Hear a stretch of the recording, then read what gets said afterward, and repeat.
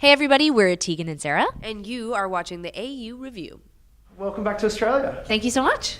It's your second time playing Groovin The Moo. Are you looking forward to getting back out amongst all the regional areas? We're thrilled to be back in Australia, and in addition to our headline shows, we're absolutely ecstatic to be back with Groovin The Moo. We had such an amazing time last time. It's honestly one of the things we get most excited about is touring Australia, and we feel very lucky to be able to explore outside of the major cities. And I know a lot of bands don't get the opportunity to do that, but it's a really great crowd. A lot of people who don't get a lot of music, so they get really excited when you come visit. So we love it.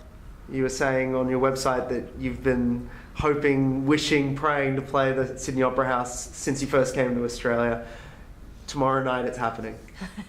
When we started out as a band like 15 years ago, I don't think that we had any idea that we would be, first of all, successful on the level that we've been successful, that we would continue making music, as an actual career, not just as a hobby. And every time you go to a new city, you sort of are able to assess like what are the premier venues in that city. So like New York City, Radio City Music Hall, like things like that. So of course, when we came to Australia the first time, you go to Sydney, you see the Opera House. I mean, we've always wanted to be able to play there, and the fact that we're going to do a couple of shows this week, I mean, it's really still amazing. So we're super excited. We went by on a ferry to Manly Beach yesterday, and we were all like, we're gonna play there, like so excited. And broadcast live around the world. That's a little bit scary. That's probably scarier than the actual concert. That will be way scarier than the concert. Our big joke now as a band is we've entered the live stream era. So it's not even the internet era anymore. Now it's just like every show, everyone's like, and guess what? It gets to be live streamed. And you're like, what doesn't sound good? A live stream. There's enough pressure. Oh, God.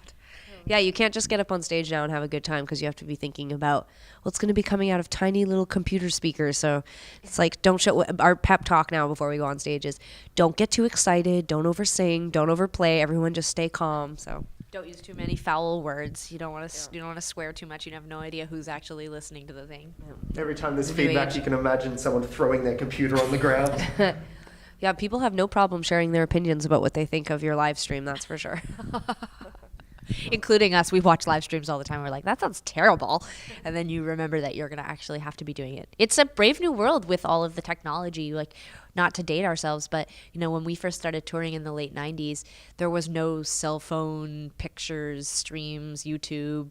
I mean, you just played a show. It was incredibly in the moment. That's what you did. That's how we grew up, was going to shows. You just used this hard drive, to remember things. And now, we're very much the artists on the cusp where the first couple of years we were playing music, we were really at the, the forefront of people saying, okay, now we can interview you and have it up on the internet like tonight, and all of a sudden we thought like, oh, we have this wonderful medium to speak to our audience directly. And now I'm like, we've unleashed a monster. It feels like I'm like, should we go back to the way it used to be? Maybe. How many live streams you've had to do in the past?